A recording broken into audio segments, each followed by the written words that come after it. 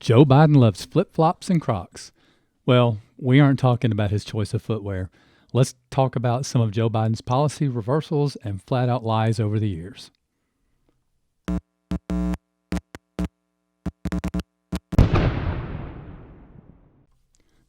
So Joe Biden is as much known for his flip-flops on policy as anything else in his over 4 decades in public office.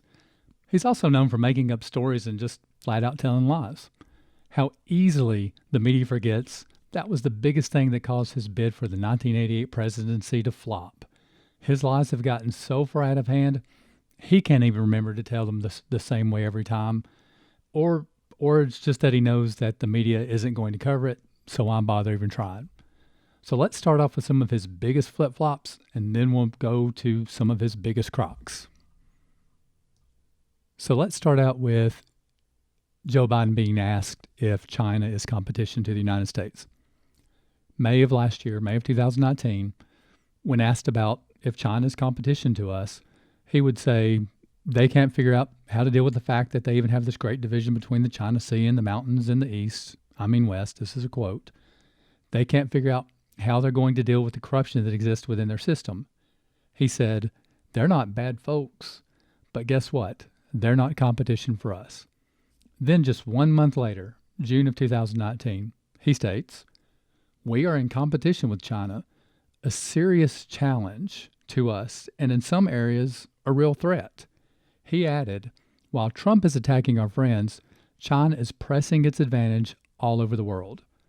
So that flip-flop, that one only took a month. What about criminal reform? This is probably the longest of his flip-flops because this has been going on for decades. In 1986, he was, I think, a co-sponsor of the Anti-Drug Abuse Act, which required mandatory minimum sentences for drug offenses, and he spearheaded mandatory life sentences for repeat drug offenses. In 1994, he wrote and supported the Violent Crime and Law Enforcement Act, which created the current mass incarceration system that the U.S. has today. He said on the floor of Congress that penalties needed to be increased. He added 70 enhancements of penalties, which meant longer sentences, and he added over 50 new death penalties. He wanted, his words, he wanted an extra 100,000 cops and 125,000 new prison cells. He wanted more people in jail for longer. No one has done more to put more people in jail for longer than Joe Biden. Now he says, as of this, presidential campaign, that not enough is being done to shorten sentences to keep nonviolent offenders out of prison. If he believes our criminal justice system is systematically racist, he should know. He created the system we have today. In 1993, he said it doesn't even matter if the criminal is a victim of society. He said it doesn't matter. They just need to be taken off the street. Now, in 2016, he said for that 1994 bill that he wasn't ashamed of the bill, even though that bill increased the jail population, or his series of bills that he backed increased the jail population by over 800%. So where was the flip-flop? Well, in 2020, when asked, because of being pushed on everything that's going on in the black community and the disparity in the number of blacks being incarcerated to the number of whites, he said it was all a mistake, that he, would have done it different. But he's followed the same pattern for decades. Matter of fact, in 1994, he said that the FBI needs to have weapons as powerful as drug cartels and gangs. But, with the push from gun reform and new laws and limiting what we have access to in 2020, he's even saying that our law enforcement shouldn't have access to what he refers to as weapons of war. It is only in the last year that he has stopped campaigning on how tough his crime bills were. He doesn't want to talk about them anymore. In 1993, he said that every major and minor crime bill since 1976 has had his name on it. If he thinks the system is broken, he should know he built it. So one of the flip-flops that you're going to see, that it doesn't matter if you're Republican or Democrat or whatever, they all flip-flop on this one.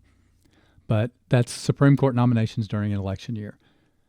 In 92, he said presidents should not name a nominee until after the November election. Okay.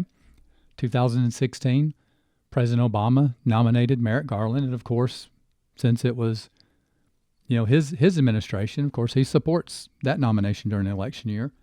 And obviously in 2020, he wants to say that it's unconstitutional during an election year, even though it's been done at least 14 other times throughout history, which, that kind of has already established a precedent. So anyone flip-flopping on that doesn't make any sense to me anyway. Other than the crime bill, I think one of his biggest flip-flops has been on federally funded abortion. His entire career, he has supported the Hyde Amendment that prohibits taxpayer dollars from funding abortions. His entire career, he said that taxpayer money should not be used to fund abortions. Well, that's until 2019. So he said he changed his mind and he now supports it. Crazy part is that he said he still believes he was right for the past 40 years about supporting the Hyde Amendment.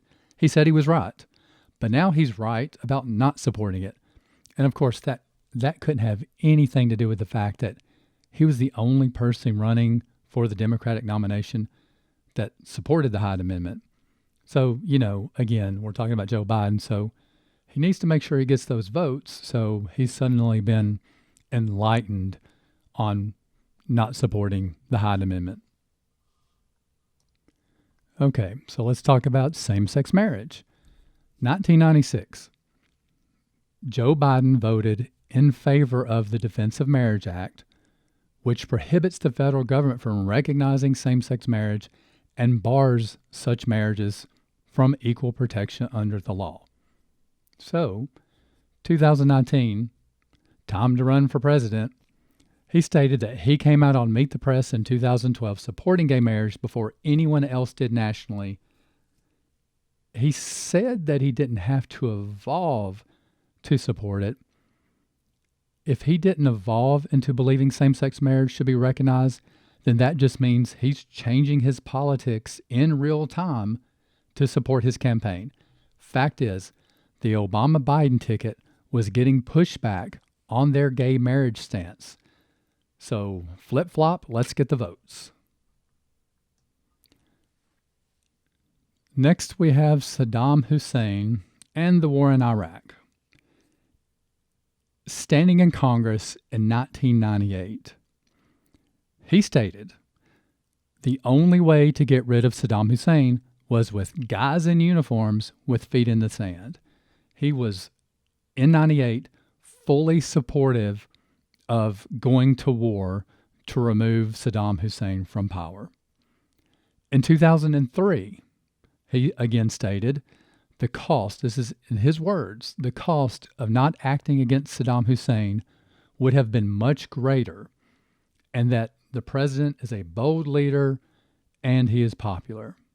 So, over a 5-year period, he spent this entire time being 100% in support, until asked about it again, of course, when he wants to run for president. And last year in 2019, he said that he was against the war from the moment the first bomb dropped. The man's only real principles are to change his principles. Fact of the matter is, his politics do not reflect his principles. His principles change with his politics. That is a true politician. So, how about Joe Biden's stance on fracking? Well, in 2019, during one of the primary debates, he was asked if there would be any place for fossil fuels, including coal and fracking, in a Biden administration. And of course, he answered, we would make sure that it's eliminated. I mean, that's clear as can be. He thinks that it should be eliminated, and he's going to eliminate it. But in 2020, with the presidential contest, especially in places like Pennsylvania, becoming a little bit more highly contested, he figures he's going to need to flip-flop during the debate itself to say that he isn't banning fracking. But when pushed by President Trump on it, he said that he would move away from it. He knows he needs every vote that he can get, but I guess he just got lost in the heat of the moment during the debate after saying that he's not going to ban fracking. Then he immediately turned around and admitted that he's going to move away from it, which that really still sounds a lot like banning it. And that's probably the quickest flip-flop, even though it's probably unintentional, that I've heard him make. So we've talked about his flip-flops. Now let's talk about his Crocs. We'll just start with his education. He said that he was the only one in his class in law school that was there on a full academic scholarship. He said he was top half of his class in law school and that he graduated with 3 degrees, all of which he was caught lying about and had to admit it was a lie. He graduated 76th in a law class of 85 students. And, this was also an issue during his presidential campaign between his education and flat out, plagiarism. He was basically forced out of the 1988 presidential race because of all his plagiarized speeches. And he was caught, just wasn't one time. He said it was a mistake, but there's been multiple times, multiple speeches. How about back on Supreme Court nominations? He stated this year that he would do what prior presidents have done and only nominate a Supreme Court justice after consulting Democrats and Republicans in the U.S. Senate and seeking their advice and asking for consent. Well, we know that one's a crock. He served as a vice president under a president that made a nomination that he, as vice president, supported, and they didn't do any of that he says prior presidents have done. COVID, the coronavirus. He claims that he is the one that sounded the alarm about how serious COVID is. Truth is, he was still holding rallies, not wearing a mask. He was against the travel ban, and his advisors were on TV saying we weren't having a pandemic, just a fear epidemic. So claiming that he was the one that sounded the alarm, he stayed in hiding most of the spring and summer anyway, so that claim again, that's just another crock. So one of Joe Biden's biggest crocs that always makes me want to just bang my head through a wall every time I hear him talk about it is his Silver Star War story. So Joe says he went on a military trip to Afghanistan and while there was asked by a general to pin a medal on a soldier who didn't want to get the medal. Problem is he has combined about 3 stories into one that he was never actually involved in, and how he heard any of these stories, I don't know, it doesn't matter. But he never heard any of this directly from any of the soldiers that the 3 stories were about. He wasn't even involved in this at all. And every time he tells the story, it changes. The soldier's age changes, where it happened changes, his branch of service, his rank, everything about the story changes. And then he wants to say, and this is one of those things he says quite often is, my word as a Biden. Seriously, your word. He says this soldier's telling him, oh, please don't pin this on me. I don't deserve it. And all this, and saying he was the one participating in this story. And it's all been proven to be a complete and total fabrication. That one's easy for anybody to look up. You guys, I'm not going to get into details on everything that he says about it, but you really should go look up Biden's Silver Star War story and see everything that he said for yourselves. Let's talk about everything that Joe Biden has done for the black community and for the minority groups in the United States. Well, for one, he claims that he was arrested in South Africa. He claims he got arrested trying to see Nelson Mandela. Well, he had to come out and come clean on CNN and admit that I guess as he would put it, well, I guess I wasn't really arrested. They just stopped me. Well, there's a big difference between being arrested in South Africa and just not being allowed to go somewhere. And civil rights movement, I mean, this is 1987. He said, his words again, I was not an activist. I was not out marching. I was not down in Selma. Those are quotes in 1987 from Joe Biden. Let's move ahead to 1988. He claimed he marched in the civil rights movement. His words, when I marched in the civil rights movement and marched with tens of thousands of others. He also repeated this claim in 2019 during the Democratic primary. 1987, he says he wasn't an activist. He never marched. 1988, well, again, you got to remember 1988, presidential campaign, claimed that he was directly involved marching with tens of thousands of other people. I know on this one, there'll probably be some pushback on even talking about this because, media doesn't want to cover this, but let's talk about Joe Biden's lies about taking money from foreign governments. I don't know if we can really classify it as a lie, but it's close enough. He may not have taken money directly himself, but there's enough proof available now that money was being taken by his family on his behalf. The whole thing is, this is a lie, but nobody's going to cover it. Nobody's going to call him out on it. And he's not disputing any of the facts of any of the emails. All he's saying is this is just a diversion tactic by the Trump campaign, not denying that some of this stuff isn't true, just isn't going to talk about it. Lastly, with a lot of focus being on healthcare with, Justice Amy Coney Barrett's confirmation and saying that she's going to do away with the Affordable Care Act and all of that. Let's talk about that for a second and what he's claimed. And the Obama-Biden administration's claimed. He claimed along with President Obama that healthcare premiums wouldn't go up and that we could keep our insurance and we could keep our doctors, all of which was completely untrue. I personally had to change my primary care provider. My health insurance company changed my policy, and I had to get a policy with a higher premium and less coverage.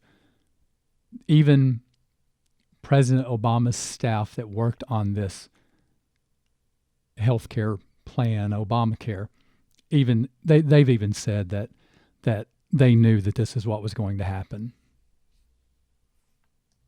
The most amazing thing to me about all of his flip-flops and Crocs is back in the 1980s, the media was hard on Joe Biden for his lies and dishonesty and plagiarism, and now they just want to sweep it all under the rug.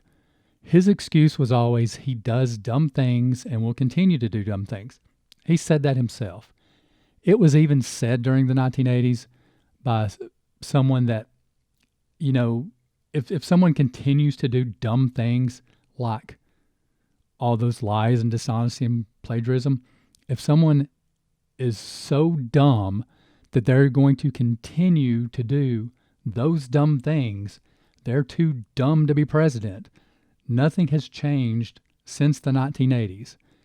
He is still the same Joe Biden. He still makes up stories, still lies about his records. He continues to do dumb things. The American people were smart enough not to vote for him before. We need to be smart enough again. Thank you for listening to The Independent Paradox. If you like what you've heard, please hit that like button, subscribe, and turn on those notifications.